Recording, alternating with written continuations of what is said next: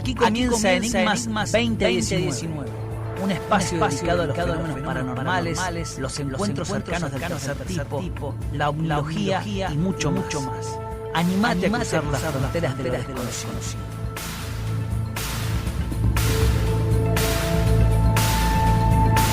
Buenas noches.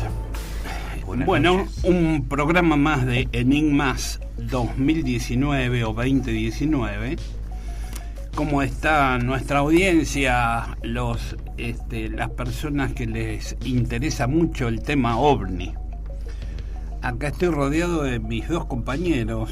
Hola Marcos. Buenas noches, Carlos. Hola Ricardo. Buenas noches para todos. Buenas noches. Qué noche fría, los oyentes, ¿no? De noche Enigmas fría. ¿Serían los enigmáticos? Podría ser. Sí. Podría ser. No está muy Che, claro. ¿nos estarán escuchando? Y a lo mejor alguno. Algún loco debe haber. Alguno acá en General Rodríguez. Así que Bueno, aquí estamos nuevamente en nuestro programa número 44. 44.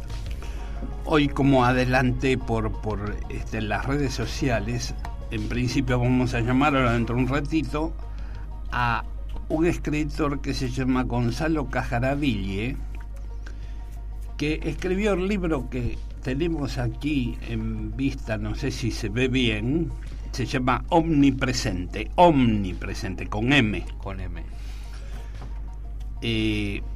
Es algo novelado, es una novela, pero este muchacho de chiquito le interesó el tema OVNI. Y creo que, no sé en qué se basó para hacer esta novela, pero hay una gran investigación en este libro. Resulta que habla de que hay una pareja que es abducida. Ajá. Y que después tiene todo un desarrollo en el libro, y le pasan varias cosas. Yo creo que en algo se basó. No sé si le habrán contado algún caso. Te hago una consulta, Carlos. Sí. Yo no lo he leído, ni siquiera he hojeado el prólogo de este libro. Es el típico libro que enmarca dentro de una historia ficticia, una historia real, verdadera, o es pura y netamente relato verídico. Lo que estoy diciendo es ficticio. Ajá. Basado en hechos supuestamente reales. O sea, vamos a decir, es una novela de casos ovnis, de fenómeno ovni, con abducción. Digamos, es una novela, pero basado en hechos supuestamente reales, y vamos a los hechos de lo que dicen los testigos. ¿Querés que leamos el prólogo o la parte de atrás del libro? Porque es muy cortito, para que haya porque ahora vamos a llamarlo y hablar con él. ¿Estás ubicado ya? Sí. Si no, déjame agradecer, porque la verdad, Sí. mirá lo que es esto. Tenemos café. A ver, para los que nos están viendo, ¿no? Sí. No solamente tenemos un café, sino que tenemos café, una taza, una servilleta, una cuchara, todo gracias al señor Ricardo. La verdad, Ricardo, te pasaste. Se lo merecen mis Y compañeros. te olvidaste las galletitas. Me olvidé las galletitas. La verdad no sé si me están haciendo una joda o qué, o me están por echar, pero está bueno igual tener así este recibimiento. Para que te Muchísimas quedes. gracias. Nos vamos a quedar. Vamos con el prólogo. Omnipresente se llama el libro, escrito por Gonzalo Cajaraville, y como subtítulo, Vestigios de una conciencia prohibida. Editorial El Guardián Literario. Ignacio y Sofía, los dos protagonistas de esta novela, de este libro, llevaban una vida común y corriente hasta que un evento inesperado cambiaría todo para siempre. Una fría noche de invierno, como la de hoy, digamos, Sofía despierta en el patio trasero de su casa, exhausta, confundida y sin siquiera saber cómo llegó ahí. Recurre a Ignacio, su marido, en busca de contención. Juntos intentan restarle importancia al hecho, pero pronto descubrirán que puede tratarse de un caso de abducción. Desde ese momento ya nada será como antes, y si quieren saber lo que realmente pasó, deberán transitar juntos por un camino que va más allá de sus creencias. En cuanto a Ignacio y Sofía. Bien. El fenómeno ovni siempre fue un tema que ha generado un sinfín de conjeturas y dudas sobre su credibilidad. Desde ese lugar, Gonzalo Cajaraville nos sorprende con esta espeluznante novela cargada de intriga, suspenso y aventura. Omnipresente no es una historia más de extraterrestres, es una puerta hacia un universo que pondrá a prueba nuestros propios límites de comprensión. Estoy viendo de acá la tapa y ya la tapa me convence, ¿eh? A ver si se ponen un poquito a chusmear y buscan la tapa, la verdad te invita, aunque sea a leer las primeras páginas. Así es, sí, está muy bueno. Bueno, el sábado pasado tuve la suerte de poder asistir a la presentación del libro con Andrea Pérez Simondini, que me invitó a la presentación. Hubo videos sobre el tema, un video que pasó él, un video que pasó ella. Estuvo en el Congreso de Victoria este muchacho, el escritor, y bueno, desde chico le gustó el tema. Él se dedica a otra cosa, que ahora van a saber a qué se dedica, pero muy interesante. Creo que es un gran trabajo de investigación. En la segunda hora vamos a hablar con el investigador de la ciudad de La Plata, Carlos Yurchuk, que el año pasado lo tuvimos, que tiene una página que se llama... ¿cómo se llama la página que tiene él ahora? La que tenía el año pasado era El Dragón Invisible. Iba a decir esa, pero ya no. No, esa era la del año pasado. Y vamos a hablar de Stanton Friedman, que falleció hace pocos días, que fue un ferviente defensor del caso Roswell, y falleció el 13 de mayo, así que hace un poco más de un mes, a los 84 años, en uno de los aeropuertos de Canadá falleció. Estaba con la hija, había ido a dar una charla, seguía dando charlas sobre el tema, incluso estuvo en el Congreso de Victoria que se hizo en el año 99. Y sí, ahí Carlitos me dijo que estuvo hablando con él, Carlos Yurchuk. Así que vamos a hablar con él también. Después tenemos un audio de fantasma que nos pasaron, que no pudimos pasarlo, Ricardo, recordás, el miércoles pasado. Sí, señor. Y después tenemos mucha información que nos está es demasiado. Creo que en 2 horas no vamos a poder pasar la información esta, ¿no? Que creo que nos vamos a quedar, vamos a tener que pedir 1 hora más. ¿Y vos decís que nos van a dar 1 hora más? No sé, yo ya lo pedí. Pobre Dante. Yo ya la pedí. Iban a hablar con Dante. Siempre nosotros estamos molestando, en la casa. ¿Qué va a ser? Después, bueno, tenemos casos de astronomía, del telescopio de Canadá que recibió señales. Sí, habíamos charlado un poquito. Habíamos el año dado pasado, pero lo habíamos titulado. En general creo que hablamos, ¿no? Esta Sí. gente que busca Proyecto SETI, ¿es Carlos el que busca? No. Sí, pero no es ese. Es el otro. proyecto. Claro, Se tiene por eso. En esta semana me llegaron 4 o 5 casos de vacas mutiladas. Sí, es como que de repente empezó de nuevo este tipo de, vamos a decirle, acontecimiento. De fenómeno. Sí, triste, o sea, a mí, perdonen, ¿no? Sí. Pero yo veo una foto de una vaca mutilada, o sea, yo soy defensor del animal, vamos a decir, y sea lo que sea de acá, sea de allá, a mí me provoca un poco de tristeza tal vez por ver al bicho en el estado que está. Ojo, no soy de los típicos, después te digo, che, qué buena estaba esa hamburguesa, está bien, como carne, todo lo que sea. Eso te iba a preguntar, ¿comés carne? Exacto, claro, no soy pero vegano no ves ni lo que pasa con el animal. Claro, a mí los animales para mí no son solamente animales, o sea, me acostumbré en una familia súper bichera de tener perros 14, 15 años al lado de un mismo perro. Está bien, sí, Así sí, que, pero bueno. las vacas, para que comamos nosotros carne, las tienen que sacrificar. Pero sí, las vacas mutiladas es un fenómeno que hoy la ciencia no lo puede resolver tampoco, lo mismo que los crop circles, los círculos sembrados. Como tenemos 3 personas, que vamos a decir, tenemos 3 personas que nos ayudan en la producción técnica de conseguir las informaciones y hacer la investigación de las mismas, creo que la semana que viene vamos a poder estar en condiciones de dar varias hipótesis del tema de las vacas mutiladas. Bueno, se agradece a estas personas. Agradecemos a estas personas que nos están ayudando en la producción técnica de nuestro programa. Creo que es para bien. Sí, ¿cómo que no? Vos tenés algo sobre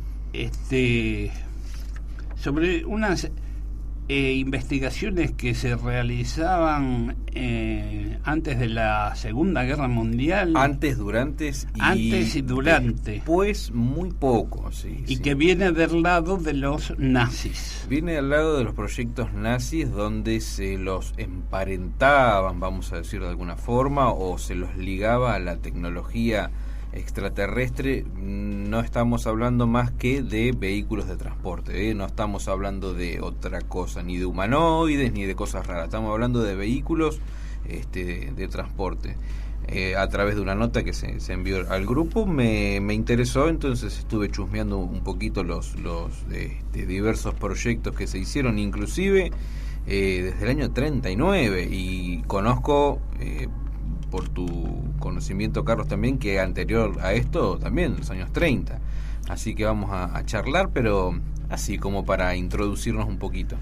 Es muy interesante. Es interesante, muy sí. interesante, porque creo que ha habido en esos años mucho confundimiento de estas naves que estaban probando. Está bien que no eran muchas y que no era algo que estaba continuamente en los cielos, pero sí se estaba investigando sobre este tipo de naves, ¿no? Los mismos pilotos también los denominaron Foo Fighter en su momento, porque decían que eran luces de fuego que no podían combatir, esquivaban el armamento, no lo llegaba a tocar, o simplemente la velocidad que llevaban no los permitía. E inclusive algunos pilotos han dicho que se sintieron intimidados o atacados, entre comillas, porque realmente los acompañaban, simplemente estaban al lado de sus naves, pero no podían detectar. Bueno, estas son parte, ¿no?, de las cosas que el resto decía que era una especie de invención nazi para contraatacar, pero claro, sabemos el porqué realmente de eso. Bueno, después vamos a charlar un poquito. Vamos a hablar de eso.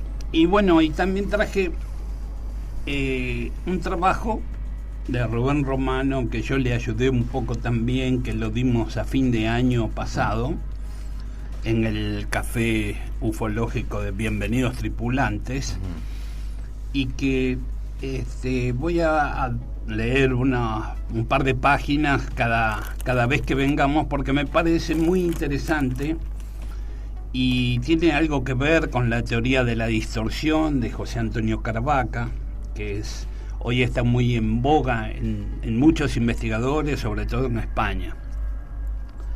Así que más o menos no quiero seguir dando más títulos, porque no creo que vayamos a llegar.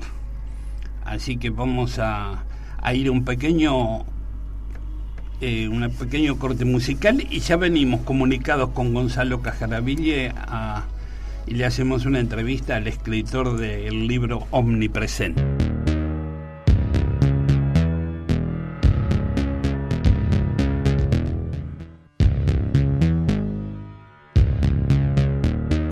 Bueno, aquí estamos nuevamente, señores Marcos y Ricardo. Estamos. Creo que estamos conectados ya con Gonzalo Cajaraville. Hola, Gonzalo. Hola, Carlos, ¿cómo estás? ¿Cómo estás? Buenas noches, ¿qué decís? Bueno, todo bien. Gracias por estar acá con nosotros al aire en Radio Atilra.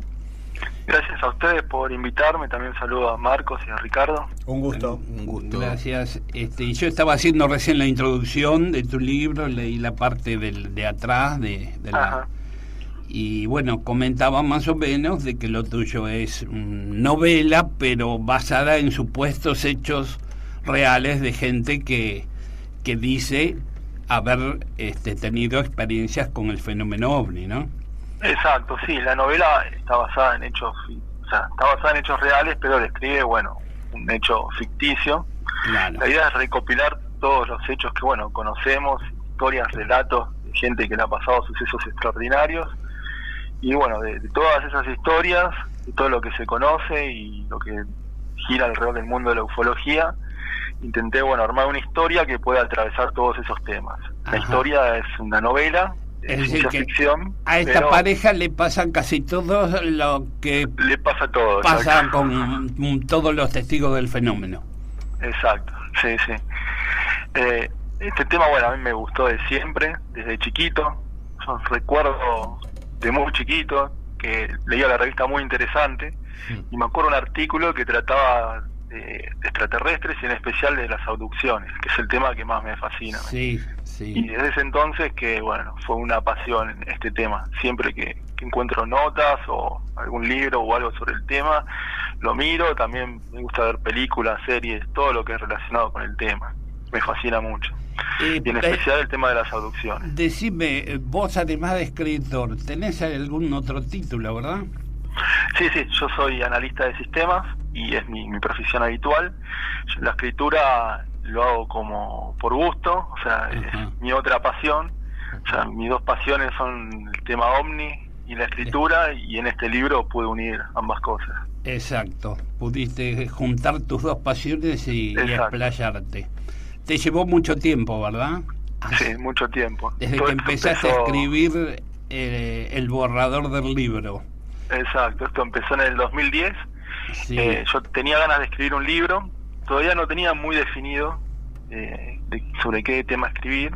Ajá. Y vi una película que se llama Contactos de Cuarto Tipo, Sí. que salió en ese año más o menos, y trata sobre un caso verídico que sucedió en Alaska, en el pueblo de Nome se llama, que es un pueblo que está como medio encerrado entre montañas, está medio aislado del resto del país, y se dieron una serie de sucesos, de abducciones, donde muchos habitantes lo sufrieron, y hay una periodista que va a hacer un análisis a ese pueblo y recopila información y encuentra cosas realmente increíbles. Sí. Esa película como que me inspiró mucho y dije, este es el tema que tengo que tratar. Justamente eran esas dos pasiones y exacto, me ayudó. Bueno, después investigar la película, porque parece que no era tan verídico, pero ¿Sí? después ya investigarla cuando puedas. Pero sí basada también en hechos supuestamente reales, ¿no? Exacto. Porque había desaparición de personas, nunca se supo bien qué pasó, pero no era tan real, porque la persona que hacía de psicóloga era una actriz también. Ajá. No era la verdadera psicóloga. Gonzalo, buenas noches. Marcos te habla. Buenas noches. ¿Cómo estás? Fuera del libro, fuera de lo que te interesa, de lo que nos interesa a nosotros también, ¿no? Obviamente. Ajá. ¿Qué dice tu raciocinio, tu corazón? A ver, te pones en la balanza eso y decís, che, ¿será cierto esto? ¿O estaremos viviendo de una fantasía que queremos que sea cierto? Mira, te explico cómo son las cosas. Yo también de chico, creo que tenía 9 años, y leía unos segmentos que en ese entonces lanzaba la revista Crónica, que me los alcanzaba un kiosquero amigo, que me los regalaba. Inclusive los estuve yo de chico leyendo a Carlos acá, que está con nosotros. Mirá cómo son las vueltas, ¿no? Después nos conocimos y yo no podía creer, claro. Pero uno cuando es chico, viste, también a mí me llamaba muchísimo la atención. Ahora, más de grande, obviamente me sigue interesando, pero a veces me pongo ahí en ese brete de decir, ¿qué hacemos? O sea, ¿qué estamos investigando? ¿Será verdad? ¿Será mentira? ¿Qué nos podés contar de eso? ¿Qué opinás? Bien, yo siempre separo como en dos mundos distintos. Por un lado, la opinión acerca de si existirá o no vida extraterrestre en general en el universo. Por otro lado, si ellos nos habrán visitado. Son como dos puntos distintos. En relación a la existencia de vida extraterrestre en el universo, creo, pero ciegamente. Y no es solo una creencia, sino que a partir de un razonamiento lógico. Porque al pensar que hay tantas galaxias y tantos sistemas planetarios en esas galaxias, es muy difícil pensar que no pueda existir, seríamos muy otro egoístas. sistema planetario como el nuestro. Y que haya algún planeta que tenga características similares. Me parece muy difícil que eso no suceda. Por una cuestión lógica, para mí tendría que existir, y creo ciegamente en eso. Perdón, ¿no?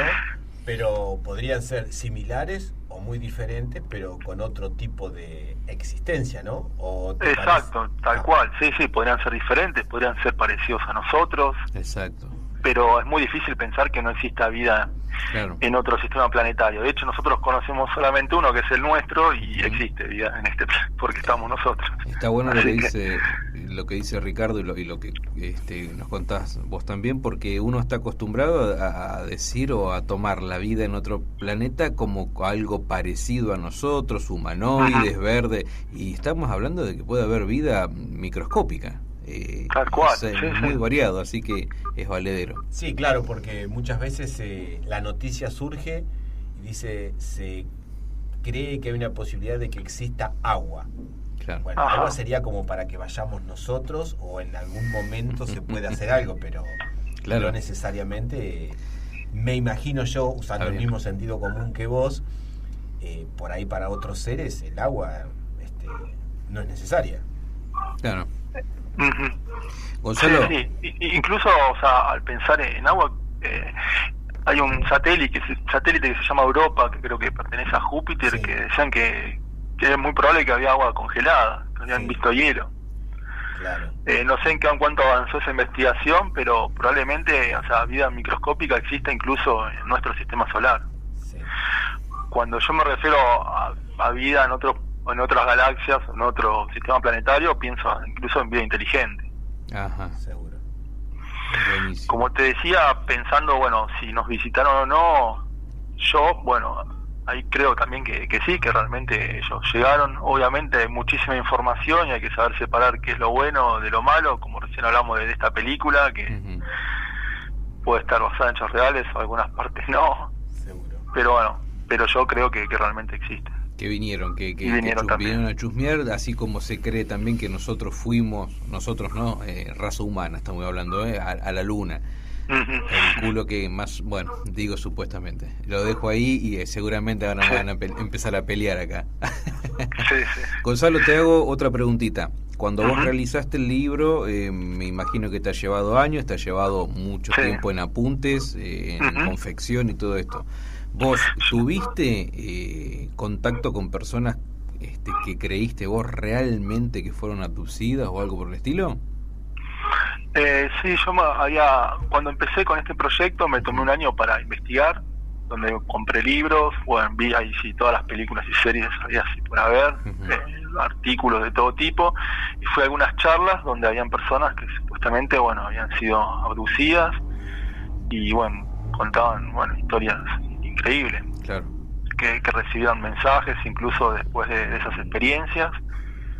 Y está en uno creer o no. Yo tengo la mente abierta hacia todos estos temas y creo que realmente era cierto.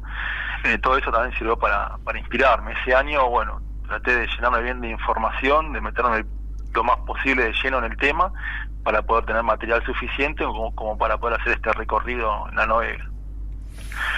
Luego, además, fuiste al Congreso de Victoria, estuviste ahí. Sí, no me lo podía perder.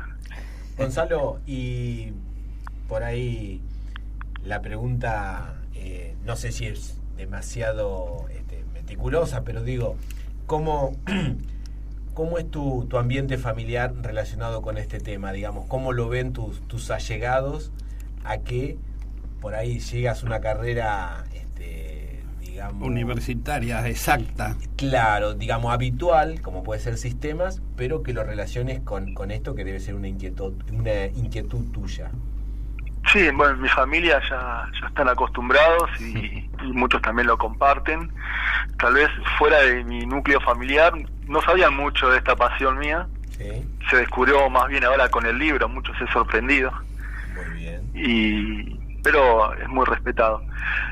Algo que yo había comentado en la presentación incluso, que cuando yo empecé con este proyecto, lo había empezado a comentar al principio y con muchos conocidos, la primera reacción tal vez era medio de burla, que suele pasar con este tema, y eso me ayudó un poco también a mantenerlo en silencio el proyecto. Te guardaste. Y bueno, claro, y al publicar el libro, sí, obviamente lo difundí y me encontré con otra reacción ahora, como que el tema es mucho más aceptado. Hubieron 9 años desde que empecé con esto, con esta idea, hasta que finalmente lo publiqué.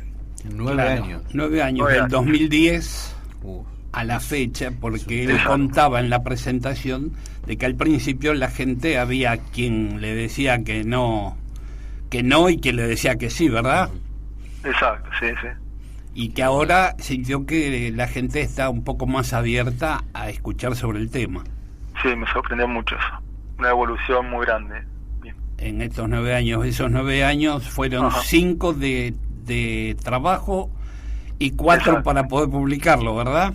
Sí, estuve trabajando también con una correctora de texto para mejorar la calidad de la obra final, y luego, 2 años y más de 2 años tratando de encontrar la editorial que, me pudiera apoyar con este proyecto, que no es nada fácil para un autor que no es conocido y encima, está con su primer trabajo. Y la temática, no te olvides que la temática esta no es algo habitual y tal vez es algo habitual para una persona que ya tiene, por decirte, 20 años de experiencia en esto. O sea, vos te largaste en tu primer proyecto y creo que eso ya es valedero. Para mí es valedero que te hayas largado, que hayas escrito, que hayas mezclado y por quien te dice, ¿no? Es el primero, pero... ¿Vos tenés otros libros escritos? No, este es el primero. El primero. Es el primer libro, sí. Escúchame, ¿y ya está a la venta en las librerías? Sí, desde el mes de mayo está en venta, está en las cadenas de Genia Ateneo y en Cúspide y Casa del Sol. Está por lo general en lo que es el Gran Buenos Aires y Capital. Y también va a estar en el Museo de OVNIs de Silvia y Andrea Simondini. Sí. Hacia el interior creo que hay que encargarlo. Bueno. Siendo del interior lo tienen que encargar. ¿Y por dónde lo encargan? Y están las mismas páginas de Genia Ateneo, se pueden encargar ahí, también desde la página de la editorial es Barenhaus. Barenhaus, sí. Exacto, y si no también desde mi página web, que eso es directamente en contacto conmigo. La página web es omnipresente.com.ar. Por eso, la página web es el nombre del libro. El nombre del libro, exacto. Omnipresente.com.ar. Ahí en la página hay información del libro, están también acceso a las redes, Facebook. Hay un video Instagram. muy lindo, creo que es muy lindo de ver la presentación del libro. Qué bueno. ¿Y eso también lo hiciste vos con la gente de la editorial o es por otro lado? Lo hice yo, es obra mía. Muy bien. Muy lindo. Muy bien. Y decime, ¿vos calculás que la gente tendrá aceptación al libro por el tema que vos tocás? Porque fuiste bastante arriesgado a hacer este tipo de novela, digamos, ¿no? Sí. Y al principio tenía mis dudas, pero la reacción fue muy buena. Como te comentaba antes, veo una apertura mucho mayor, hoy por hoy, 2019, que antes, y fue muy bien aceptado, y eso me alentó mucho. El objetivo de este libro es tratar de abrir una puerta al fenómeno OVNI desde un lugar que, al ser una novela, tal vez tenga llegada a personas que incluso tal vez vean el tema desde medio de reojo, pero interesados por una historia de ciencia ficción, tal vez lo lean y los lleva a la reflexión. Es el gancho perfecto. Te lo digo yo como, no me considero ni investigador ni nada, me gusta el tema. Y por eso le preguntaba a Carlos, le digo, Carlos, ¿qué es? ¿Algo verídico o es algo enmarcado dentro de algo poético o novelesco? Y me dice, no, es así. Y le dije, le dio en la tecla, este muchacho le dio en la tecla, porque va a entrar, entra a una persona común, porque tal vez si vos ves algo muy cargado en título, en decir afirmaciones exactas y precisas de la existencia, no, lo dejas pasar de largo. Yo lo dejo pasar de largo, pero ahora en este marco me gusta. Acá dejas que la persona lo lea, piense y saque sus propias conclusiones. Y si quiere seguir investigando, puede seguir, pero vos no lo estás obligando, le estás dando la primer pincelada. Si quiere seguir, sigue. Es más, como te dije yo en la presentación, de que puede servir como un disparador para personas que le haya pasado algo de esto y que no se animen a contarlo. Sí, también. Creo muy que también puede llegar a servir como un disparador, ¿no? Sí, ojalá, pueda colaborar en todo esto. Bueno, Gonzalo, la verdad un gustazo haber hablado con vos y tendremos que leerlo. Acá nos estamos mirando y nos estamos peleando para ver quién va a agarrar el libro primero, pero creo que es de Carlos, así que se lo va a llevar él. Gracias, Gonzalo, y ojalá haya suerte y tengas que hacer pronto la segunda edición y la segunda parte. Y quedamos en la segunda parte del libro, porque sé que hay una persona que desaparece que después no se supo más qué pasó, ¿no? Tal cual, sí. Ya estuvo dejando ahí, me parece que se viene la segunda.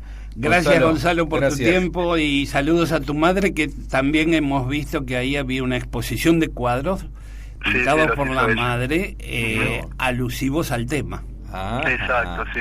Muy lindo. Bueno, así que viene de familia. Exacto, sí, de familia. Muchas gracias. Muchas gracias a ustedes también y un abrazo enorme para todos. Gracias, Gonzalo. Hasta la próxima. Para el público también. Gracias, hasta luego. Chao. Bueno, buenísimo. Está bueno porque le engancha ahí. Claro, porque para mí va a ser un disparador para algunas personas. Qué bueno que podamos tener ya una literatura del fenómeno. Yo, la verdad, más que haber leído por ahí a Isaac Asimov o Bradbury o alguna cosa cuando iba al colegio, no sabía que teníamos un autor. No, en esa época no sabía que teníamos un autor, pero nunca se me dio por buscar una literatura que hable de esto. Siempre eran casos, cuentos, noticias, pero no un autor referido a este tema. Claro, no, en novelado no recuerdo. Tenemos varias personas conectadas ya: Damián Pérez, Eduardo Dopazo, Edith Oliveira, Rabelam, Aldo Barroso, Nora Arena. Y Nora Arena nos pregunta, pero ahora ya cortamos con él, quisiera saber si el autor del libro Omnipresente, en su investigación y obra, ha vivido algo llamativo, experiencia sin explicación. Bueno, te contesto, Nora. Le preguntó Marco si él había tenido algún tipo de experiencia. Él dijo que no, pero dijo que estuvo investigando más de un año antes de terminar de escribir el libro, en personas que sí han tenido experiencias. Claro, pero igual está bien lo que dice, porque a todos los autores, a todos los entrevistados le preguntamos si tuvo, tal vez no fue muy explícita mi pregunta, pero quiso. Pero él dijo que estuvo investigando. Estuve investigando. Si personalmente a él no, o sea, la pregunta no fue. Supuestamente no. Gonzalo, te pasó a vos, pero no fue la pregunta. Quizás le pasó a alguna persona conocida o allegada, o a la que él ha llegado, porque sí dijo que después que estuvo investigando más de un año, vino al Congreso, es decir, sabe sobre el tema, lo conoce. Es más, me gustó que me dijo que a esta pareja le pasan todos los fenómenos recurrentes de los ovnis, ¿no? Digamos que lo saca como, creo que comienza con lo que es visitantes de dormitorio, porque ella aparece en el patio, y bueno, seguirá con abducción y otros temas referentes. Así que bueno, gracias por la pregunta y pasamos a otro tema. Antes de que nos olvidemos, tenemos que decir cómo los oyentes nos pueden preguntar. ¿Cómo hizo Nora? Bueno, lo hizo por Facebook, Radio Atilra, que estamos al aire, y pueden preguntar y comunicarse con nosotros. Y también tenemos nuestra línea telefónica, el 2879-0713. 2879-0713. Si quieren hacer alguna llamada, enviarnos un WhatsApp, un audio, algún comentario, lo pueden hacer, se lo contestamos.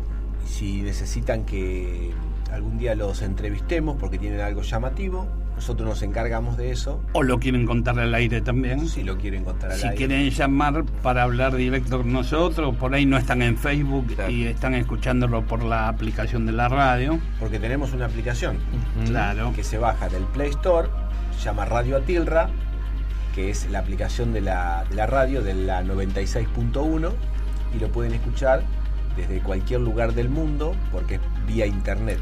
Exactamente. Se puede escuchar online el programa. Se escucha muy bien, no ocupa espacio y podés tener el teléfono negro sin que te gaste pantalla ni nada y escuchar el programa. Y también, si conocen a alguien más de General Rodríguez, hay unos aparatos, no sé cómo se llama, tienen una antena, creo que se llaman radio. Y girás una perillita y buscás 96.1. Creo que es la mejor forma. Yo los localicé así. Yo los escuchaba por una radio común y corriente. Una radio, una verdadera radio. Pero bueno, tienen todas las opciones. Tienen la aplicación, tienen Facebook y bueno, tienen el aire también. Si algún loco de General Rodríguez nos quiere escuchar. Todo lo que está al alcance de las personas para escucharnos. Exacto. El programa se llama Enigmas 2019. Tenemos que invitarlos a nuestra página de Facebook, ¿no? Tenemos un grupo, tenemos una página. ¿Qué tenemos? Tenemos una página de Facebook.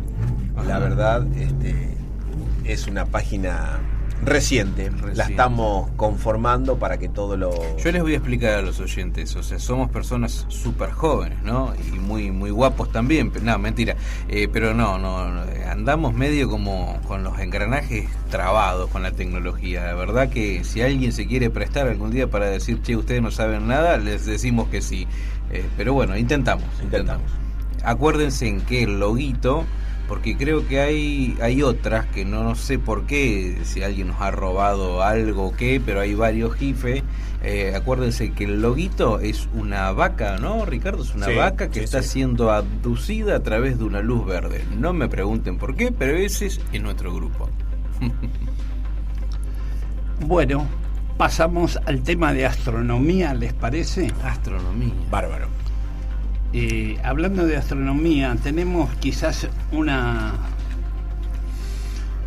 persona el próximo miércoles, si se dan las circunstancias de que vamos a hablar con una persona que es encargada del observatorio más grande del mundo, que está en el desierto de Atacama, en Chile, y que bueno, que iba a pedir a llamarnos hoy, pero no pudieron, hubo un problema, pero quizás lo tengamos la próxima, que son los que pudieron fotografiar el agujero negro. Esto va como un agujero negro. Un agujero negro de 55 mil millones de años luz. 55. La fotografía que se logró haría referencia a lo que estaba en ese lugar hace 55 mil o 55 millones de años luz, o sea, el tiempo, la distancia que transcurrió la luz. Sí, no sé si son 55 millones de años luz. O sea, bueno, pero igual no lo podemos comprender nosotros. Es decir, esto ocurrió hace ese tiempo, es decir, tardó la luz en llegar y en ellos poder captarlo todo ese tiempo. Esto ocurrió hace un tiempito atrás. Sí, un tiempo. Ni vos ni yo estábamos acá. Bueno, este es un telescopio de Canadá que detectó también unas extrañas y misteriosas señales de radio de una galaxia lejana. El origen de 13 señales de radio detectadas a través de un telescopio en Canadá es un misterio que los astrónomos están tratando de resolver. En un principio solo develaron que las ondas de radio provenían de una galaxia lejana, pero su naturaleza exacta y su fuente todavía es desconocida para los científicos. Creo que es algo muy interesante, como había pasado con el proyecto SETI, que en un momento también habían descubierto las famosas y extrañas señales de radio que las llamaron WOW. Wow. que fue la exclamación de la persona o el astrónomo que lo había escuchado, ¿no? Exactamente. Estas ráfagas de radio rápidas, detectadas desde el año 2018, conocidas como FRB, había una señal repetitiva muy inusual, proveniente de la misma fuente a unos 1.500 millones de años luz de distancia. Está mucho más cerca, la tenemos cerca, 1.500 años luz. Bueno, ahí chequeé el dato de la fotografía del agujero negro y la nota dice que la señal venía viajando por el espacio hacía más de 55 millones de años, a una velocidad de 300.000 kilómetros por segundo que viaja la luz. Le dejo a usted la cuenta, yo no la voy a hacer. Yo paso. Bueno, creo que tenemos un llamado, pero acá se agregó Matías Marcos. Mira. Dice: buenas, ¿cómo es la página de Facebook del programa? Pregunta. ¿Cómo Bueno. entrar a la página de Facebook? La página de Facebook. De nuestro grupo sería, porque el programa Claro, ya la tiene porque el programa está ya está. comunicado. Vas al buscador y pones GIFE con G mayúscula, General Rodríguez o Gral Rodríguez, y vas a ver que dentro de las opciones aparece vamos a decirlo así, un platillo volador con un haz de luz verde que se está subiendo un par de pobres vacas. Ese sería nuestra página, nuestro grupo, para que nos puedan seguir, nos puedan mandar fotos, consultas, audios o lo que quieran, ¿no? Así que bueno, de fondo van a ver también que estamos nosotros en una foto de Enigma 2018. Prometemos actualizar eso. Sí, señor. Bueno, acá estoy viendo que esta señal de radio que había aparecido en el programa SETI, Búsqueda de Vida Inteligente, fue hace 40 años y que todavía no se sabe dónde provino. Pero bueno, con las terribles distancias que tenemos en nuestro universo, ¿no? Lo nuestro es un grano de arena en la playa. Y bueno, calculan algunos científicos que esto puede tratarse de una estrella de neutrones con un campo magnético muy fuerte que gira muy rápidamente, o quizás su origen es resultado de dos estrellas de neutrones que se fusionan. Ajá. Así que bueno, queda en ver qué más puede pasar, si es que se puede recibir algo más. Pero es interesante porque Sí. hay otra llegada de ondas de radio que no se puede detectar de dónde vienen, pero esto significa de que si hay ondas de radio, quizás hay alguna civilización inteligente en algún lado de nuestro universo. Claro, quedaría por ver qué hay en este momento en ese lugar donde se originó una señal de radio que tardó tanto tiempo. Seguramente algo cambió. Y Sí, calculo sí. que sí, algo habrá cambiado. Igual lo que me desanima a mí son los miles de billones de... Eso es como que... Sí, no, por eso nosotros, hasta nuestro sistema solar está muy lejos de nosotros, Claro. pero creo que ahí sí, en unos cuantos años se va a poder saber algo más de nuestro sistema solar. Carlito, recordame el itinerario. ¿Con qué seguimos? ¿Seguimos con una charla? ¿Seguimos Ahora con vamos a algo? un pequeño corte y venimos con ¿El audio? Con el audio, El audio que nos mandó este muchacho de acá de Rodríguez. sí, dale. Dale. Con un fenómeno parapsicológico. A ver Parapsicológico. qué piensa la gente. Vamos a un pequeño corte.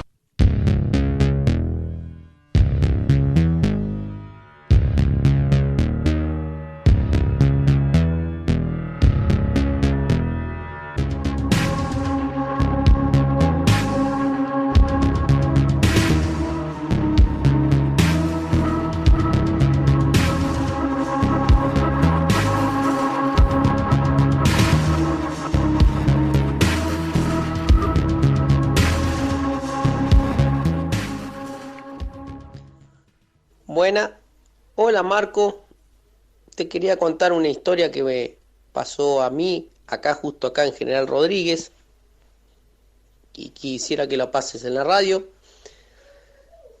Yo me llamo Adrián y soy un motociclista que anduve por varios lados, pero me pasó algo raro que sin saberlo, acá en General Rodríguez. Así que bueno, te paso a contar mi historia de lo que me había pasado. Una noche yo vengo, hace esto más o menos hará 22, 23 años, calculo yo. Salí a dar una vuelta una noche que hacía un poco de frío, no mucho, ¿viste? Estaba fresca la noche. A dar una vuelta en moto en Rodríguez, o de las 12, 12:30, a ver, ¿viste? Como todo pibe, a ver qué puede pasar o algo, ¿viste? Bueno, como di unas par de vueltas, no pasó nada, no me encontré con ninguno. Decidí pegarme la vuelta, que yo vivía en Rafo, en el barrio Rafo. Y siempre la costumbre mía de ir por la ruta, la calle Tierra siempre estaba buena. Decidí ir por la calle Tierra. Cuando entro en las vías ahí del cementerio, cruzo las vías para ir para Rafo por la Tierra, veo sentada en la puerta del cementerio una chica, una morocha, linda piba, linda mujer parecía. Pasé de largo, pegué la vuelta y me acerco, me pongo a hablar con ella, a ver qué. Estaba llorando, estaba sentada, estaba llorando, yo me senté, me puse primero a hablar, de pie, tranquilo, y ella me contaba que había fallecido la hija y que la extrañaba y que esto que lo otro, y yo le pregunté, le digo, bueno, son cosas que pasan, viste, todo un desenlace ahí verbal, en el sentido de hablar, de consolarla. Ella lloraba y bueno, yo le dije, ¿querés que te alcance a tu casa o algo? No, dice, ya me va a venir a buscar mi marido, si no, él no. Y le digo, bueno, yo te llevo hasta tu casa, le digo. Porque la vi mal, digo, bueno, a ver si por ahí pasa algo, por ahí el marido no sabe que estaba ahí a esa hora. Me dice, no, pero mi marido no está en casa tampoco. Dice, bueno, qué sé yo. Y ahí seguimos hablando. Entonces, de charla va, charla y viene, yo calculo que habré estado como media hora, 40 minutos hablando. Todo bien, y bueno, hasta que decidió, bueno, yo me voy a ir, me dice, porque es tarde. Me dice, bueno, sí, yo también, le digo, me voy. ¿No querés que te acerque? No. Entonces yo agarro y me vuelvo para mi casa, como si nada. Lo más raro, que fue como a los 3, 4 días, me encuentro con un amigo, muy amigo mío, y me dice él, ¿qué estabas haciendo parado en el cementerio moviendo los brazos como que hablabas con alguien y no había nadie? Le digo, no, vos dejá que me está cargando, ¿no viste la mina que estaba ahí? Le digo. Y me dice, no, vos me está cargando, que estaba haciéndote el loco o el payaso, como haciendo chiste, dice. Digo, no, ya empezamos a discutir que vos me está cargando, que no me está cargando. Y yo pensé que me estaba cargando y me dijo, no, es verdad lo que pasó. Estabas hablando con una persona. Le digo yo, sí, yo estaba hablando con una persona, no, vos no estabas con nadie. Y le digo, ¿cómo que no? Yo la toqué, le agarré la mano y yo lo que yo toqué y lo que era ahí era una persona normal, como me puede ser cualquier persona. Si yo la estuve ahí como consolando, charlando, y él no, me dice, no, estaba solo. Yo pasé con el auto despacito, estaba solo, vos estabas solo, no había nadie, estaba tu moto y vos nomás, hablando al cementerio nomás, y movía las manos para todos lados, dice nomás. Que así que bueno, es algo que me pasó acá en Rodríguez, y en el cementerio, sinceramente nunca me volvió a pasar nada igual, pero bueno, lo quería comentar como es algo de acá de nuestros pagos, que así que bueno, espero que les haya gustado un poco la historia, y bueno, Marco, saludo a vos, Marco, y a Carlos también, y muy bueno el programa.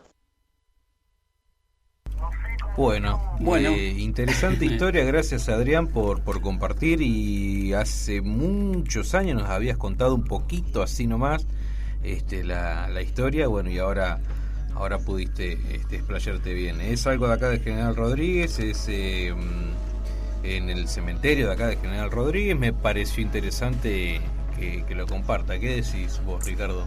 Cosa rara, ¿no? Estaba hablando solo el tipo. Sí, yo recuerdo que hace varios años me han contado la historia algunos camioneros de General Rodríguez acerca de una chica que aparecía vestida con un vestido blanco, y era en la misma zona y se daba la misma situación, gente que la ha llevado cerca del cementerio. Sí, siempre era más o menos la misma zona, que la han llevado y todo, y luego comentando con los compañeros, algunos se animaban a decir que había vivido una situación parecida. Lo reviví tal cual cuando escuché el audio. Mirá, acá Adrián no nos habló de vestimenta, tal vez en algún otro audio nos pueda llegar a decir. Él, a mí lo que me dijo, que él estaba seguro de que estaba hablando con alguien, no le pareció raro, por eso la gesticulación que usó y todo era normal, porque él estaba convencido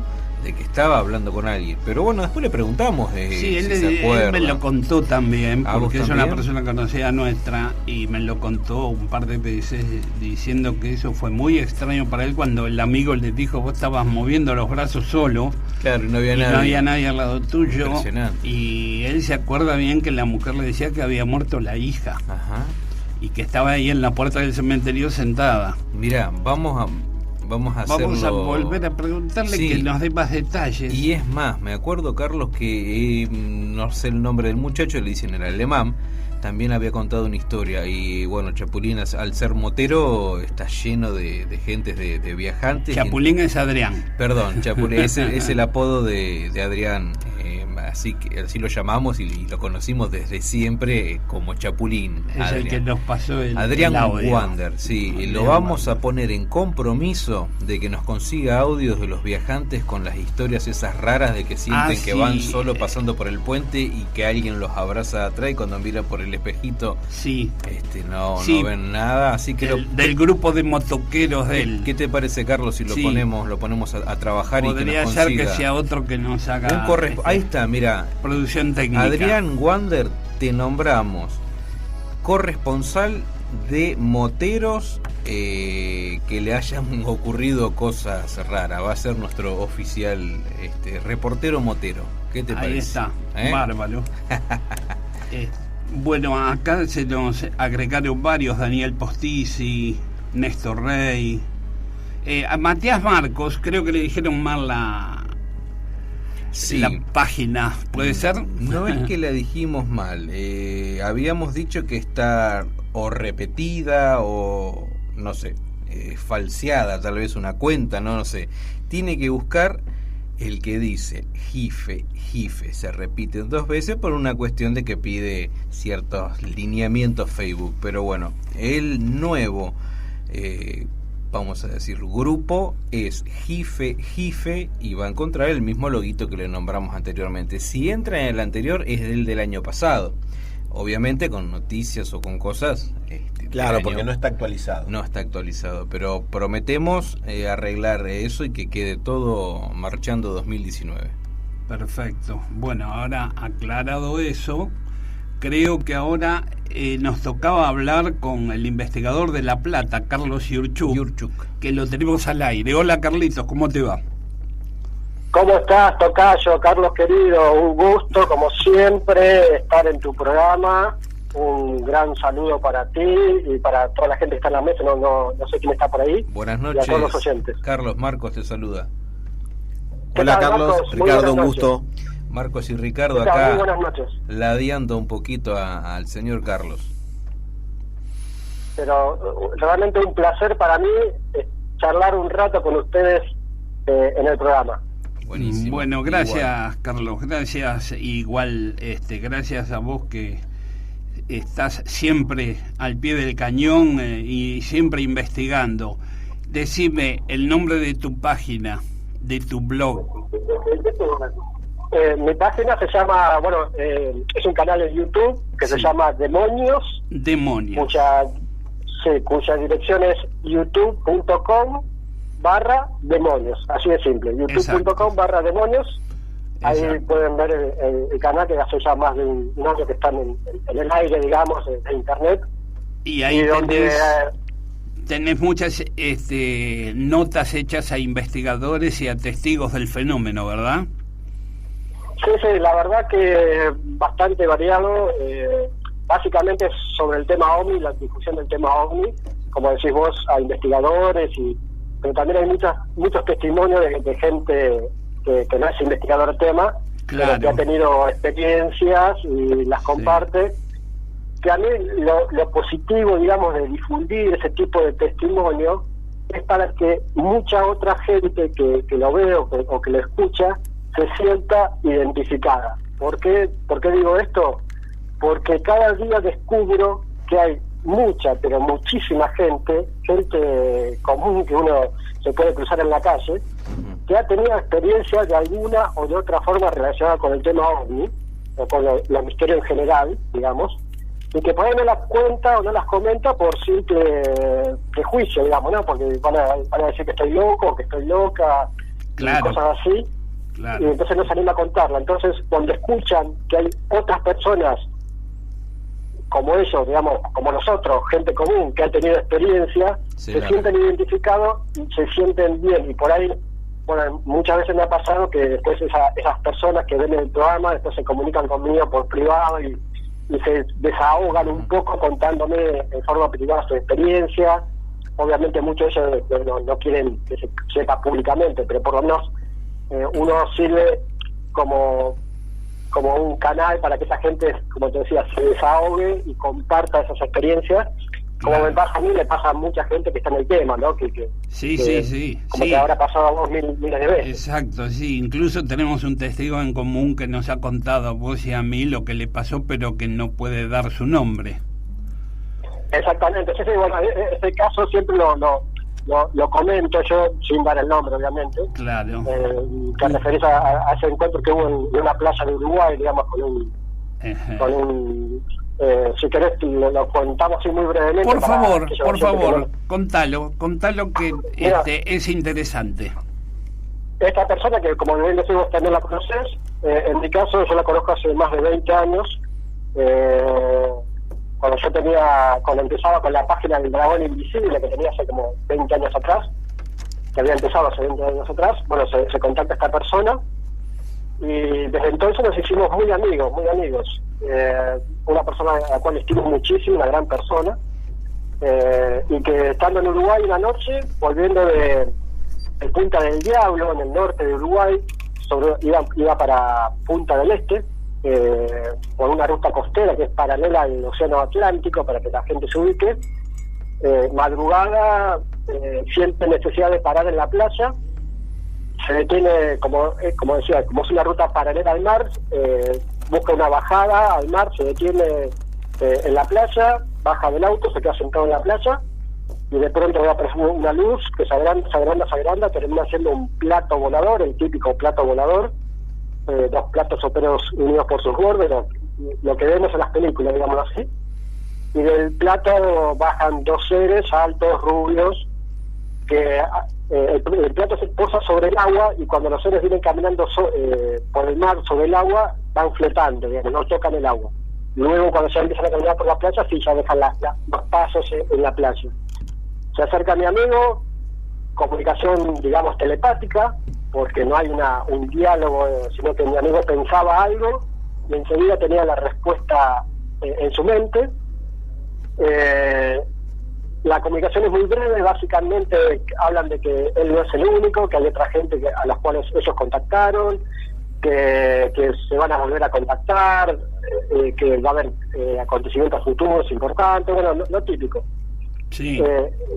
Luego de ese breve diálogo, los seres se suben, antes de que se retiraran o cuando empezaron a retirarse, mi amigo les pide mentalmente poder saludarlos como hacen los humanos, o sea, dándose la mano, porque hasta ese momento no hubo contacto físico, o sea, se acercaron cara a cara, pero no hubo contacto físico. Uno de los seres le extiende la mano, se dan la mano, él la siente una mano suave, como que tuviese un guante de seda, pero no se le veía ningún guante, o sea, aparentemente no tenía guante. Y mi amigo, para como un obsequio, digamos, de despedida, se saca una bandana, o sea, un pañuelo que tenía atado en la muñeca, se lo entrega a este ser, se suben los dos seres se suben a la nave y el plato volador se eleva y se va. Mi amigo obviamente nunca tuvo temor, nada, o sea, creo que eso también favoreció el contacto. Mi amigo regresó al mismo lugar 7 noches seguidas, o sea, todas las noches volvía a ese mismo lugar para ver si se repetía, pero nunca más se repitió.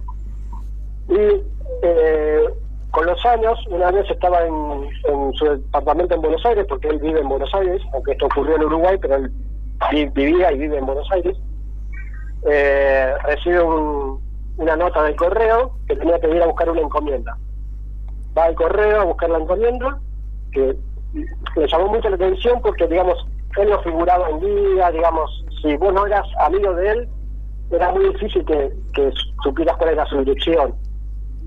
Y cuando va al correo, le dan una caja, un paquete, y cuando lo abre, adentro estaba el famoso pañuelo, la bandana que le habían pegado a estos seres. Él la reconoció porque una de las puntas estaba como mordida, porque él cada vez que se la ponía en la muñeca para atarla, digamos, la agarraba con una punta con la boca. Y bueno, esa bandana la lleva desde entonces atada a la palanca de cambio del auto, digamos, como recuerdo de aquello. Esto es así muy resumido, fue la historia, o sea, hay muchos más detalles, pero bueno, no viene el caso de entrar mucho en detalle ahora. Cuando estuvo JJ Benítez hace poco tiempo acá en Argentina, estuvo con él, se reunió con él en el departamento porque bueno, a JJ Benítez le interesó mucho la historia, así que es muy probable que su historia también figure en algún futuro libro de JJ Benítez. Sí, es una historia muy interesante. Te puedo agregar algunos datos que me acuerdo. A ver, decime si está bien, porque el reloj se le paró a las 4 de la mañana, que era el momento en que él estaba ahí, en ese lugar, que la nave me dijo que medía unos 30 metros, que los seres estos dejaban huellas en la arena, que tenían los ojos oblicuos medio achinados, pero que tenían el pelo rubio y altos tipo nórdicos, y que el auto, que era un Renault, el rombo, como estaba mirando hacia el mar el auto, el rombo del Renault quedó fluorescente, que dice que cuando iba a cualquier garaje lo veía porque veía que tenía el logo del auto fosforescente. De eso me acuerdo que me contó, había detalles que vos contaste que no me acordaba, pero muy interesante el caso. Ahora, ¿cómo le llegó después eso por correo? ¿Cómo sabían su dirección? ¿O su nombre? Eso fue lo más loco, y lo interesante es que todo lo que contaste está perfecto, es un caso con muchos detalles, lo del rombo del auto es muy llamativo, sí. Porque de hecho él reconocía al auto después, porque él después con el tiempo lo vendió al auto del Renault 11, sí. Pero con el tiempo, como se lo vendía a una persona que aparentemente vivía por el barrio de él, ajá, él después a la noche, una vez se lo cruzó al auto después con el tiempo, sí. Todavía le seguía, o sea, lo reconoció porque todavía seguía brillando el rombito, digamos, ¿no? Qué bárbaro. Y de hecho él, luego que sucedió el caso, cuando todavía tenía el auto, cuando lo estacionaba a la noche, después lo reconocía fácilmente porque cuando se acercaba al auto en la noche estaba el rombito brillando. Sí. Ahora, con respecto a la caja, a la encomienda que recibe, sí. Otro dato llamativo, por eso este es un caso que da para desarrollarlo en extenso porque tiene muchos elementos. Otro de los datos de la encomienda es que si bien la encomienda no tenía ningún nombre de ningún remitente, pero sí tenía un sello postal de Puerto Montt. Puerto Montt, para que la gente se ubique, está en Chile, en el sur de Chile, a la altura, para que se ubique más o menos a la altura de Bariloche, pero al lado de Chile. Frente a Puerto Montt está la isla de Chiloé, y después sí. Viene todo el conjunto de islas del sur de Chile. ¿Por qué es tan importante esta zona? Sí. Porque según dicen, sí. Esa zona es por donde estarían los famosos Friendship. Sí. ¿Qué son los Friendship? Bueno, también es otra historia que daría para hablar ahora. Sí. Los Friendship son unos seres extraterrestres altos, rubios, como los que vio mi amigo, ¿tá? Que vivirían en el sur de Chile, que tendrían una base y que serían, partícipes de un avistamiento que ocurrió en Chile en el 85. A partir de ahí se conoce la historia de los Friendship. Bueno, esto es un tema que quedaría para largo y muy discutido porque hay mucha gente a favor y en contra de eso. Exacto, sí. Bueno, el que le interesa puede investigar sobre el tema de Friendship. Pero, disculpa, pero es llamativa la coincidencia que esa encomienda venga de esa zona y que los seres que vio mi amigo sean coincidentes en cuanto a la morfología, o sea, altos rubios, ¿no? Claro, a la morfología de los seres, porque coincide con la isla de Friendship, que los chilenos, porque Puerto Montt está sobre el Pacífico. Exactamente, sí. Sobre el Pacífico, y bueno, se ve que es la primer parte del continente que está más cerca de la isla. Bueno, interesante. Bueno, por esto salió, porque estábamos pensando en los testigos que pueden contarlo pero no pueden dar su nombre, otros que no lo quieren contar porque les da miedo. Recién estábamos hablando con el escritor del libro Omnipresente, y para mí también puede ser este libro, a pesar de que es novela, algo que puede llegar a ser un disparador para otras personas que le haya pasado algo similar y que lo puedan atreverse a contar, ¿no? Sí, reitero, me consta que hay mucha gente, lo que uno imagina, que ha tenido experiencia, reitero, con el tema OVNI o con los misterios en general, que vio un fantasma, que vio una luz, que se le aparecieron los seres adentro de la habitación, no sé, hay historias de las más variadas, sí, y que no la pueden contar o no se animan a contarla porque hasta los mismos familiares se ríen si la cuentan. Yo decir, vos estás loco, estás loca, ¿no? Y realmente nosotros que estamos en el tema, vos, yo, un montón de gente que está en el tema, somos canalizadores de esa gente, digamos, ¿no? O sea, esa gente se acerca a nosotros para compartir con ellos su experiencia, y es algo positivo, que con el solo hecho de escucharlos ya estamos haciendo algo positivo para esas personas, que se sientan escuchadas por alguien que no los tome en broma, digamos, ¿no? Porque no se burlan de ellos, porque no tienen con quién hablar. Exactamente.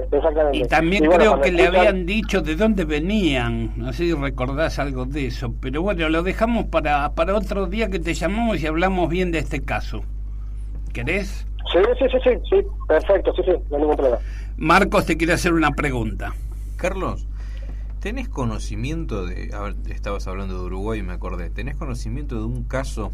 No sé decirte el año, no sé decirte dónde, pero el caso va de esto, más o menos. Es un caso en Uruguay donde un masculino denuncia una especie de abducción y, según él, la extracción de semen o de partes que fueron sacadas de él para procrear, y hace poco volvió a las andanzas diciendo de que él está casi seguro, a través de imágenes que se les vienen a la mente, de que él es padre de una especie de híbrido, de un hijo extraterrestre. ¿Tenés conocimiento de ese caso?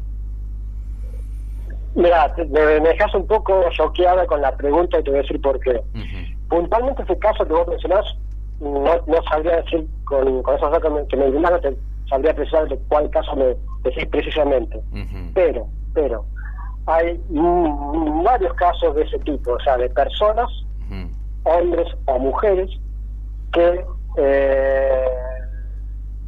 procrearon, digámoslo así, sí. o usaron su esperma o su óvulo, depende del sexo, para generar o crear o dar nacimiento a un ser híbrido, que eso, digamos, con la genética humana lo mezclan con la genética de ellos y crean un ser híbrido. No, yo te preguntaba puntualmente... Discúlpame. Sí. Te preguntaba puntualmente porque el caso que contás de Uruguay me vino y me despertó, porque lo escuché hace semanas en el programa de la Negra Bernasi, y bueno, la Negra se toma en joda todo, pero después dije, ¿será este caso real? La verdad, yo no lo conozco y parece que hay algo ahí. Y entonces digo, vamos a preguntarle a este muchacho que por ahí nos puede tirar alguna noticia. Esos son los datos que te puedo dar. Masculino en Uruguay, que hace poquito volvió a la luz el tema. Bueno, como decía, el caso puntual que mencionaron, no sé. Una cosa que dijiste que viene a colación de lo que hablábamos antes.